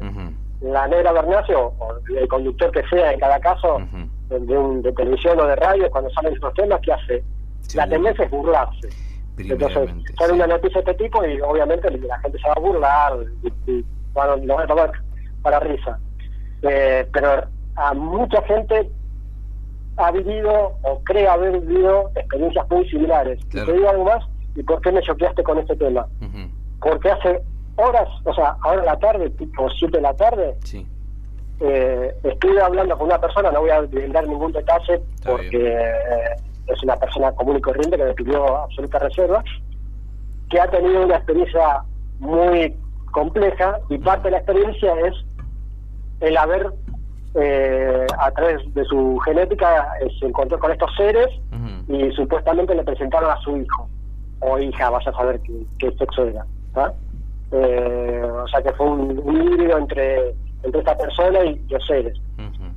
Entonces, historias como esa, como te decía antes, hay muchísimas, o sea, mucha Claro. gente tiene historias de ese tipo, que después, bueno, obviamente hay que ver cada caso, hay que analizar cada caso, pero que hay mucha gente que vivió eso y sufre por no poderlo contar. Y cuando encuentra a alguien que más o menos entiende el tema o que respeta el tema, te lo cuenta, te lo comparte y se desahoga la persona muchas veces. Y sí. ¿no? Sí. Sí, es verdad, porque sabe que vamos a tratar bien el tema, ¿no? Ujú. O por lo Y menos sería muy bueno que comprenderlo. estas personas que han tenido experiencias de este tipo se puedan algún día empezar a contactarse entre sí, digamos, ¿no? Que puedan compartir experiencias o compartir esa experiencia con sus semejantes. Sí, Como le ocurrió a Juan Oscar Pérez en Victoria, digamos, cuando fue a Victoria al Exacto. Congreso, Sí. todo el mundo se le acercaba y era increíble, digamos, ¿no? que dijo, me siento acompañado, me siento que tengo un montón de amigos, Exactamente. dijo. Sí, Bueno, el va. caso de Juan Oscar Pérez siempre para mí es el gran ejemplo en muchos Sí. sentidos y en esto fundamental. O sea, gracias a él, muchas personas han podido contar sus historias. Sí, fue uno de los disparadores también. Sí. Carlitos, Este, ¿querés que hablemos un poco del recientemente desaparecido Stanton Friedman, que falleció el 13 de mayo a los 84 años, que fue un ferviente defensor del caso Roswell? Creo que vos tuviste oportunidad de hacerle una nota, ¿verdad? Sí, bueno, al igual que vos y que muchos otros acá en Argentina, tuvimos oportunidad de conocerlo personalmente a Stanton Friedman en 1998, cuando fue el primer Congreso Internacional de Ovnología de Victoria, que organizaron Silvia y Andrea Simondini. Sí. Un congreso que en su momento marcó una época, digámoslo así, porque vino Stanton Friedman, vino además de Baer, la verdad fue un congreso espectacular. Sí. Y ahí muchos conocimos personalmente a Stanton Friedman. Lo conocíamos por el tema de Roswell y el Majestic 12 y todas esas cosas. Exacto. Pero, como siempre digo, una cosa es conocerlo por un libro, por un documental, y otra cosa es conocer a la persona físicamente, digamos, y poder dialogar con él. Sí. Stanton Friedman, más allá de que es muy respetable lo que hizo como investigador del tema y demás, yo lo que quiero rescatar de él esta noche es su persona. Ajá. En aquel congreso, como Stanton Friedman no hablaba castellano, entonces bueno, era como es ahora, que hoy todo el mundo habla más inglés o tiene más acceso al inglés y más o menos todo el mundo se defiende con el idioma, aunque sea a nivel tarzanesco. En aquella época, o por lo menos en ese congreso, no había mucha gente que hablase con él, simplemente porque por ahí estaba la barrera del idioma. Entonces muchos lo veían a Stanton Friedman como alguien medio frío, viste, que como que se ponía en su puestito a vender los libros que había traído, como ocurre en muchos congresos. Sí. Pero después poca gente se ponía a dialogar con él. A lo sumo un intercambio así muy breve. Y bueno, una vez que finalizó el congreso, en una tarde, después de almorzar, estábamos todos, un pequeño grupo de gente reunida en un lugar, y como una sobremesa, y en un momento lo veo que estaba medio como solo ahí en un costado porque nadie se le acercaba, digamos, ¿no? Entonces, con mi inglés no voy a decir que soy un súper hablador de inglés, pero bueno, más o menos me defendía, me acerco a él y empezamos a hablar y te das cuenta que era una persona increíble, o sea, como ser humano era increíble, muy abierto, muy agradable, realmente muy simpático. Y bueno, saqué el grabador de audio con los cassettes, los viejos cassettes, y gasté 2 cassettes de 60 minutos. Los jóvenes estarán escuchando qué es eso del cassette, no sabrán de qué hablo, pero bueno, antiguamente, antes de que se hiciesen todas estas cosas del celular o del MP3, estaban los cassettes de audio. Usé los últimos 2 cassettes de audio que le quedaban, lo puse a grabar y empezamos a hablar de un montón de cosas, más que nada de Roswell y todas esas cosas. Pero bueno, para mí, lo que quiero destacar de Stanton Friedman es la calidad de persona que era.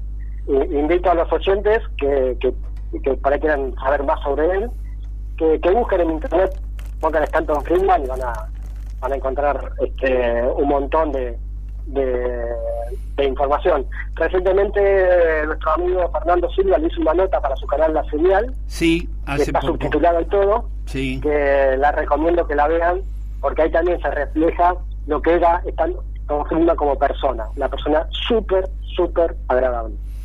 En el canal La Señal, Ciencia y Misterios de YouTube, hay una nota de Stanton Friedman que le hizo Fernando, muy interesante, y ahí también cuenta mucho, y fue el que más abogó por el caso Roswell, ¿no? El que más defendió el caso Roswell y el que más lo investigó, creo. Yo creo que fue también el caso Roswell daría para hablar horas y horas, ¿no? Sí. Pero yo creo que lo que él hizo mucho por el caso Roswell fue difundirlo, empezarlo a darlo a conocer más masivamente, ¿no? Carlos. Claro. Porque perdón, Ricardo te habla. Siempre me pongo del lado del oyente que por primera vez nos escucha, y tengo un par de conocidos que no digo por primera vez, pero sí no están muy al tanto de varios temas. ¿Podemos decir brevemente qué es el caso Roswell? Porque yo escucho que lo nombramos, pero no todo el mundo está enterado de qué acontecimiento fue. tenés toda y absolutamente toda la razón, Ricardo, y es algo que muchas veces yo me olvido. O sea, por ahí a veces hablamos y damos por entendido que la gente sabe un montón de cosas que nosotros sabemos, pero no es así. Eso me pasa a mí cuando yo veo a los economistas hablando de economía, ¿viste? Los programas, como que por entendido muchas cosas que yo no entiendo. Bueno, el caso Roswell es quizás el caso más famoso dentro del mundillo del tema OVNI. En el año 47, a principios de julio del año 47, no se sabe exactamente la fecha. Algunos hablan del 3 de julio, del 4 de julio, del 2 de julio, otros hasta del 7 de julio. Yo lo tenía como el día 2. Yo también, pero bueno, por ahí en algunos informes o hay cosas que uno ve por internet, se llama fecha más, fecha menos, pero igual no viene al caso la fecha. Sí que fue a principios de julio del año 47. Roswell era en ese entonces una pequeña población al sur de Estados Unidos, y en un campo del lugar se encuentran restos de un aparato extraño, ¿está? El dueño del campo lo denuncia al comisario de la ciudad, y justo en la ciudad hay una base aérea muy importante de Estados Unidos, porque ahí estaban los bombardeos que se usaban para los bombardeos atómicos, como el que ocurrió en Hiroshima años antes de la Segunda Guerra Mundial. O sea, había un escuadrón de bombardeos especializado en lanzar bombas atómicas. Bueno, ese escuadrón estaba en Roswell. Entonces se acercó gente de ese escuadrón a buscar los restos y demás. Lo más interesante es que se da un comunicado oficial por parte de la base de que se habían encontrado restos de los que por entonces se conocían como platillos voladores, porque ya en esa época del año 47 ya se venían denunciando varios avistamientos de objetos voladores no identificados. Días antes había ocurrido un caso que es el de Kenneth Arnold, el 24 de junio del 47, que ahora se cumplieron 72 años. Sí. También que vieron 9 objetos como volando sobre el monte Rainier en Estados Unidos. Y ya entonces la prensa empezaba a hablar de los platillos voladores. Entonces la base aérea de Estados Unidos, de Roswell, saca un comunicado diciendo que se habían encontrado restos de un platillo volador, que sale publicado en un diario de Roswell ese comunicado. Exacto. Y que obviamente a las pocas horas sale la desmentida oficial. Sí. Dijeron que lo que encontraron fue los restos de un globo sonda. A un oficial que se lo obligó a posar con los restos de ese globo sonda, de un globo sonda ficticio o de un globo sonda que pusieron ahí, como para decir que esos eran los restos, y a partir de ahí se ocultó el caso Roswell. Y ahí nació, creo yo, el ocultamiento del tema OVNI en Estados Unidos, ¿tá? Y después, años después, ya en la década del 70, 80, es cuando Stanton Friedman, junto con otras personas, empiezan a contactarse con testigos de aquel caso de Roswell del 47, y bueno, empiezan a recopilar información y sacan un primer libro sobre el caso, bueno, y a partir de ahí se empieza a conocer más masivamente esa caída de Roswell. Se dice que aparte de restos de nave, habrían encontrado seres. Otros hablan de que no era una sola nave, sino que eran 2 naves que cayeron en 2 campos distintos. Sí. Bueno, como todos estos casos, da para hablar horas y horas, pero básicamente, muy resumidamente, eso sería el caso Roswell. Sí, uno de los casos más conocidos de la ufología mundial, ¿no? Y también más controversiales, porque la Fuerza Aérea primero dijo que era un objeto no identificado y después lo desmintió. Pero bueno, es así. Y lo que sí es, tanto Freeman siempre defendió al caso Roswell, y también habló del caso de Majestic 12, ¿no? MJ12. Exactamente. El tema también. El MJ12 también sería otro tema para hablar largo pero básicamente tendido. Es que es que hay un grupo de 12 personas, por eso hay 12 del MJ, obviamente todos norteamericanos, que personas con mucho poder político, militar o económico. Exacto. Que estaban, como que era una organización, digamos, que dirigía de alguna forma, recopilaba toda la información sobre el tema OVNI, todos los objetos caídos y demás, hacía ingeniería inversa y de alguna forma controlaba el mundo entre las sombras, digámoslo así. Sí. Y bueno, de ahí para adelante todo lo que se puedan imaginar. Perdón, Carlos, te quería hacer una consulta porque quiero aprovechar tu charla con Friedman para tenerlo de primera plana. En esa charla que vos tenés con él, ¿cuál es la posición clara que él tenía sobre este caso Roswell? ¿Vos nos podés aclarar? No, para él fue total y absolutamente cierto. Total y absolutamente cierto. Y además él sostenía que él era uno de los que sostenía que hubieran 2 objetos que cayeron allá en el año 47 en Roswell. Sí. No en el mismo campo, pero sí a unos kilómetros uno de otro, y que por lo menos de uno de esos objetos se habían recuperado seres, ¿tá? Y que por lo menos uno de esos seres, al momento de la recuperación, digamos, estaba vivo. Es lo que él sostenía, digamos, ¿no? Un ser vivo de una de esas 2 posibles naves habrían sido recuperados y tenidos por los norteamericanos. Exactamente, sí. Él siempre sostuvo eso. De hecho, escribió, hay un libro de él que es Crash at Corona o algo así, no me recuerdo exactamente el título. Mientras estoy hablando con ustedes, estoy acá en mi biblioteca a ver si lo encuentro. Sí. Y en ese libro desarrolla, yo me acuerdo que en ese congreso le compré 2 libros. uno sobre MJ12 y otro que se llama Crash at Corona, donde habla donde hay testimonios de como subtítulo del libro, dice testimonios de un segundo crash, o sea, de un segundo sitio de caída en Nuevo México, ¿tá?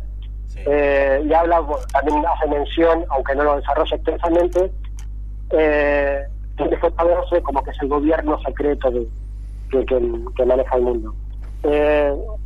Si por responsabilidad algún oyente puede acceder a este libro, que quiere saber más sobre el tema Roswell y demás, busque tanto Friedman, Caída en Corona o Casa de Corona, que escribió junto a otro autor llamado Gardiner. Son los dos autores del libro, y él, estando siempre, sostuvo esto, digamos, nunca cambió su posición con respecto al tema, a pesar de los años transcurridos. Así es, así es. Bueno, Carlitos, muchas gracias.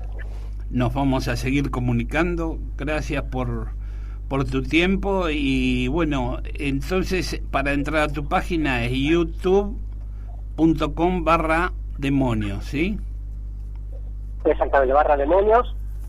Aclaro que el nombre, porque más de una persona se asusta con el nombre y claro, no. se tilda de demoníaco, de ser negativo, y de poco espiritual y todas esas cosas, pero nada que ver con eso. O sea, el tema de demonios tiene una explicación que en el primer video de la serie, digamos, está explicado por todo el nombre.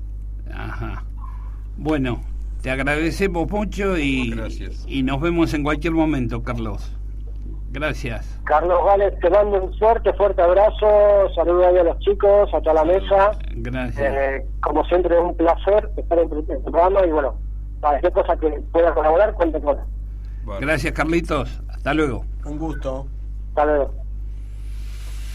Bueno, como menuda charla, ¿no? Siempre es interesante hablar con los investigadores. Tenés para hablar, qué sé yo, horas y horas con cada uno, con todos los conocimientos que tienen, los casos investigados. Creo que fue interesante. Tenemos un problema, se nos cayó Facebook. Que se levante. Y parece que no volvió todavía, ¿no? Ya volvió. Bueno, teníamos a Beto Muela Yáñez conectado, a Pipo Gómez, a John Tibana, nos manda un saludo, nos dice a Daniel Rodríguez, es interesante de lo que hablamos, a Karina López, que dice que ella está por la aplicación de la radio, a Carlos Rumel, a Noli Encinas Padilla. Carlos Rumel nos dice saludos a los que están en la cabina desde México. Mira, tenemos un oyente. En la cabina está nuestro compañero operador, Dante. Gracias a él salimos al aire. Dante. Muy bien. Muy bien. Sin él no así que nada. Te mandan saludos desde México. O sea que ya andamos por varios países. Sí. Chile, Uruguay, México, España. Ya veremos. Quizás también nos comuniquemos con alguien de España. Vamos a ver. Marcos, ¿querés hablar un poco de... Habíamos de eso que vos estuviste viendo, investigando un poquito, sí. Y que me parece muy interesante. Está bueno. Por una nota que nos llegó de nuestra producción técnica. Mira, ¿quién diría, no? De los casos nazis, de los ovnis nazis.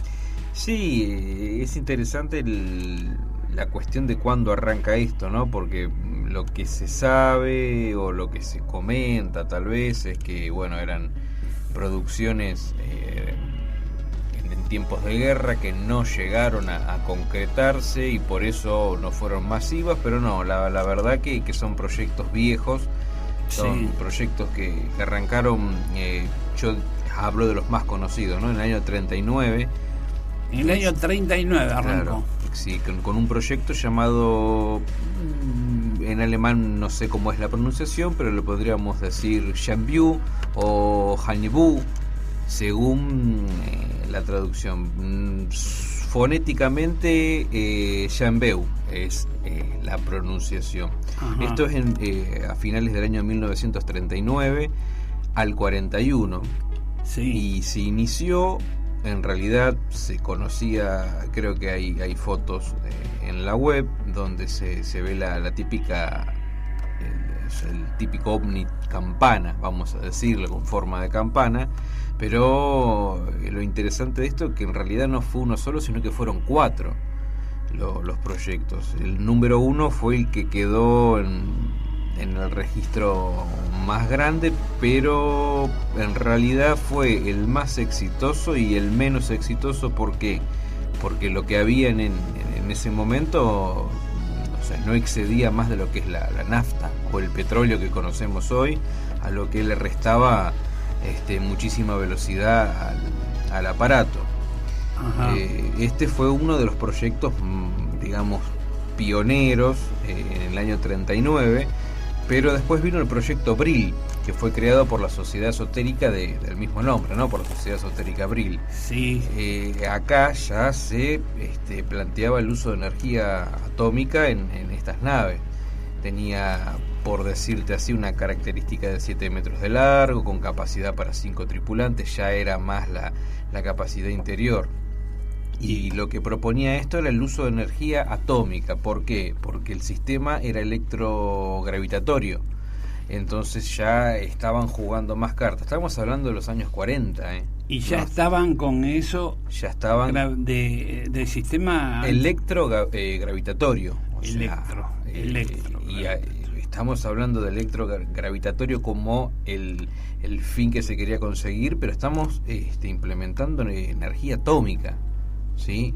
O sea, no estamos hablando de los años 70 o 80 donde la energía atómica era el boom. Estamos hablando de los años 39, 40. Ajá. A ver, fuera de lo que podemos llegar a decir, ¿no es cierto? Bueno, sí, pero es una sociedad esotérica, se puede creer, pero el tema es que se pudo hallar documentación, se encontraron los planos, las medidas eran exactas, lo que se planteaba o se planeaba en cuanto a la energía atómica era sustancialmente real, ¿sí? No era algo ficticio que no iba a funcionar, era algo que podría haber funcionado y muy bien.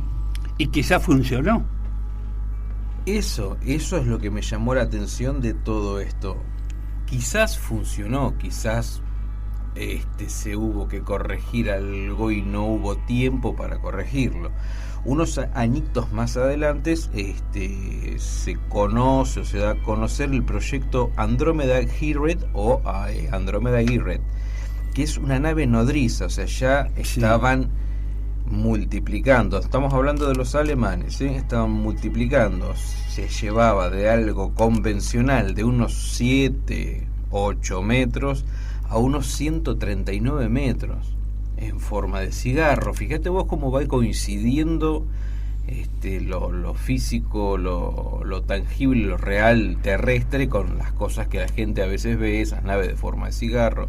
Así que y redoblaban la apuesta porque supuestamente adentro de eso el fin era llevar o transportar armas, inclusive alguno de los 2 proyectos anteriores. Claro. Vos fíjate cómo es como algo loco, impensado, pero que se va reapostando cada vez más. En el año 1946 y en el año 1947 los Estados Unidos, quien si no habría sido, propuso una investigación en la Antártida sobre el clima extremo y el despliegue de armamento y tropas en condiciones de baja temperatura. Eso es lo que salió como lo buscado. En realidad estaban buscando las supuestas naves que no funcionaron y que no sé por qué se les ocurrió a los nazis o a la Alemania de ese entonces llevarlos a la parte extrema de la Antártida y enterrarlos. Así que estamos hablando de los años 46 y 47, ya Estados Unidos persiguiendo algo que, a ver, si no tiene mucho interés, vas a ir a la Antártida a desplegar muchas tropas en búsqueda de algo que no sabes si es cierto. No termina ahí. El científico Víctor, vamos a decirle John Berger, que es más conocido como John Berger, tiene otros apellidos, que es un científico austríaco que un año después de haber terminado la Segunda Guerra Mundial se lo confinó, vamos a decirle, a un pacto de silencio. ¿Por qué? Porque este tipo tenía un conocimiento sobre las fuerzas antigravedad o antigravitatoria que ponían en peligro no solo a los Estados Unidos, sino también a la Rusia de esa época. Fue confiscado y le prohibieron cualquier tipo de investigación en energía atómica. Se hizo firmar un pacto donde él firmó el pacto que cesaba todo tipo de investigación antigravitatoria, energía atómica. Estados Unidos hizo firmar ese pacto. A Rusia no le alcanzó, lo fue a visitar, lo hablaron, él le dijo: yo ya había firmado, yo firmé. Los rusos le dijeron: bueno, sí, vos firmaste un papel, pero ¿a quién? A los Estados Unidos. Bueno, ahora nos toca a nosotros. Y le destruyeron la casa. El tipo quedó en la nada, o sea, lo que tenía de casa no existió más, quemándose cientos y cientos de papeles, anotaciones, pruebas, todo. Así que me parece, muchachos, que acá hay algo raro. No sé. Sí, yo acá viendo las fotos y dibujos de estos supuestos platos voladores de los nazis, hay uno que me llama la atención, que es el que se parece mucho a lo que decía ver George Adamski, los platos adamskianos. Claro, de que él decía que tenía contacto con gente de Venus. Claro. Y es el típico plato con las 3 patitas. Sí, con 3 protuberancias debajo, que se ve acá en lo que parece una foto de esta nota de los supuestas naves que estaba Alemania, estaban tratando de conseguir una de ellas que pudiera volar. Es que eso no y pudiera estar mucho tiempo, y no sabemos si después esto llegó a un final. Claro. O todavía se sigue investigando en este tipo de armas secretas, ¿no? ¿Y qué pasa? A ver, Ricardo, que tus ¿cómo te puedo decir? Tus pensamientos a veces son muy importantes. ¿Qué pasará si lo que estamos viendo realmente es el resultado de esa tecnología? ¿Podría ser posible que estemos viendo realmente la tecnología alemana desplegarse? Mira, yo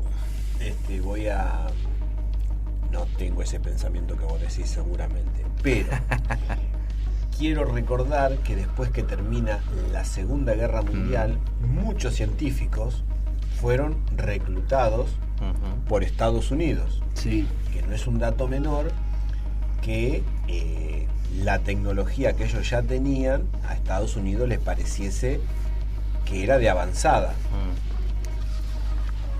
También, como para despertar por ahí el interés de nuestros oyentes, hay que recordar que algunos de ellos vinieron para acá. Sí. Se habla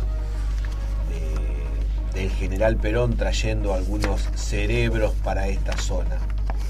Siempre tuve la sensación de que los alemanes creo que fallaron en no soy un experto, por favor, pero fallaron en un par de batallas, creo, y se les complicó la situación, pero que tenían una tecnología de avanzada, muchos recursos. Sí, la tenían. Caso las bombas que enviaban creo que eran B-12, ¿se llamaba? Las bombas, los misiles, decís vos. Sí, las bombas estas dirigidas que llegaban hasta Inglaterra. Sí, hubo varias versiones, pero sí, una de las más conocidas, sí. Yo no dudo que hayan tenido una tecnología que hoy podría ser tranquilamente la predecesora de muchas cosas. Es una de las hipótesis o teorías también de procedencia del fenómeno, pero yo creo que son varias las procedencias del fenómeno. Creo que no es solo si fuera terrestre, creo que esa tampoco me llega a convencer del todo. Digamos que es variado. Es más, vamos a hablar un poco de esto que les comentaba para terminar, de fenómeno OVNI, un sistema holístico, trabajo del psicólogo social Rubén Romano. Bueno, comentamos un poquito lo que es la holística. Por Primero, favor. porque hay gente que se va a encontrar una palabra holística que no sabe lo que es. La palabra holocausto, ¿le suena? Sí. Bueno, holocausto significa todo quemado. Holo es la integración de cualquier terapia que se vaya en conjunción con otra que la vamos a tomar como que van de la mano. O sea, la holística es la acumulación o el accionar de varias cosas juntas y no solo de una. Perfecto. Eso es básicamente. Y también lo subtitulamos devolución arquetípica. Bueno, ahí Es la devolución del fenómeno, ¿no? Comenzamos con la invisibilidad del fenómeno. Se han recibido denuncias en todas partes del mundo en donde la gente le está tomando fotos a un paisaje cualquiera y cuando la revelan aparece un objeto que no estaba en un principio en ese paisaje.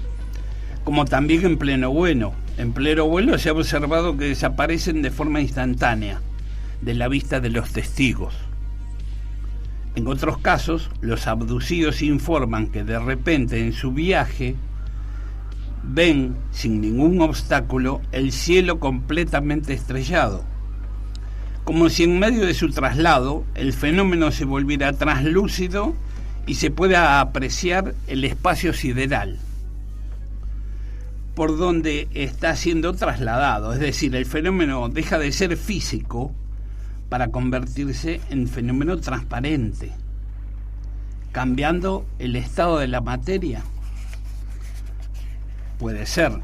La conducta del fenómeno es dual.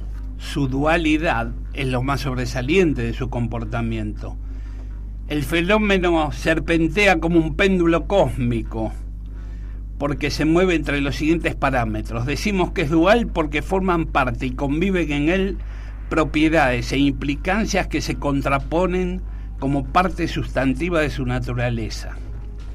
La primera contraposición que se puede asociar a este objeto de estudio es que cuando aterrizan observamos a su alrededor a sus ocupantes dedicados a recolectar muestras, tanto minerales como vegetales, o en otras ocasiones se los ve dedicados a reparar alguna supuesta avería del mismo, entrando en una flagrante contradicción ante la propiedad anteriormente detallada de su invisibilidad. ¿Qué quiero decir con esto? Que el fenómeno, aparte de ser físico, es también psíquico. Por eso que nos hace pensar que el fenómeno como que proyecta una particular puesta en escena, pareciendo una actuación más como parte de otro acto de su propio teatro cósmico. Es material, pero se hace inmaterial, o sea que cambia el estado de la materia a su gusto. Otro punto es el de las propiedades curativas. Por un lado, ejemplos de cicatrización espontánea de heridas en los testigos, y por el lado psíquico, se han observado en los testigos ampliación de la conciencia y aparición de habilidades insospechadas. Pero aparecen otras casuísticas que provocan irritaciones, provocan todo lo contrario: quemaduras en la piel, cegueras, parálisis y hasta, en algunos casos, la muerte. Es decir, que el fenómeno puede ser bueno y malo, positivo y negativo, según las circunstancias. Otro ítem más de esta propiedad es que el fenómeno es histórico, pero también es actual. Aparece en nuestra vida cotidiana. En otro punto de esta cualidad ambivalente podríamos inferir que este es tanto arcaico como futurista. Arcaico porque surgen de sus apariciones en su descripción elementos, como habíamos dicho anteriormente, escaleras, cúpulas, ventanas, trípodes, siendo estos unos objetos tan comunes, tan primitivos y tan terrestres que no coinciden con su aerodinámica y despliegue tecnológico. maniobras, despliegues violentísimos, acrobacias aéreas que superan nuestros conocimientos actuales de navegación espacial. Finalmente, si analizamos esta dualidad a niveles evolutivos con respecto a la humanidad, notamos que de él emergen, como decía recién, lo científico y lo tecnológico, como también lo religioso y espiritual. Lo tecnológico lo acabamos de comentar, estas maniobras, y lo espiritual y la conciencia humana son notorias las apariciones de búsquedas personales que comienzan a partir de lo que deja la experiencia OVNI, disparando a las personas, sean testigos, investigadores, divulgadores o entusiastas del tema, hacia el encuentro con lo trascendente, es decir, lo que está más allá, con lo sobrenatural, quizás con alguna parte perdida de nosotros mismos. Es aquí donde aparece la iniciación individual, provocada en cada uno, y también creo que afecta en forma subliminal el desarrollo de nuestra historia, en una verdadera proyección colectiva, en la cual sociológicamente quedamos todos envueltos. Esto es una parte de la charla. Creo que es interesante como para tener algunas ideas de lo que es el fenómeno, que es tan huidizo, que es físico, pero también hay algunas teorías como la teoría de la distorsión, que también lo da como un fenómeno psíquico, pero que el testigo es el que produce el fenómeno, supuestamente esta teoría, o que tiene la llave de alguna manera para que se produzca ese fenómeno.